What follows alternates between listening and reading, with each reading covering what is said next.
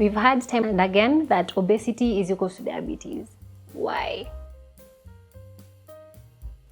This is because this state, that is of being obese or overweight, sets off a cascade of low-key inflammation.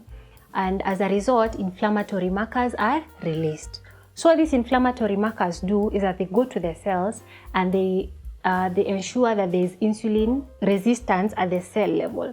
For example, on a normal day, you've eaten, there's sugar in your body, and so the pancreas does its due diligence to produce insulin, and insulin makes its way to the cell where it will convert the glucose to energy to be used at the moment, or to glycogen or fat to be stored for another time. So what happens, these inflammatory markers move to the cell, and the insulin gets there, you're like, no, we are imposing restrictions today, invite only. And insulin cannot make it into the cell to do its due diligence. So what the pancreas does to overcome this is produce more insulin.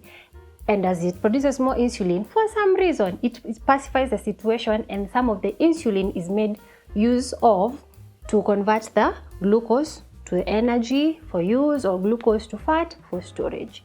So over time, this becomes a vicious cycle. Insulin gets there, restrictions, more insulin is produced, okay, we can get in.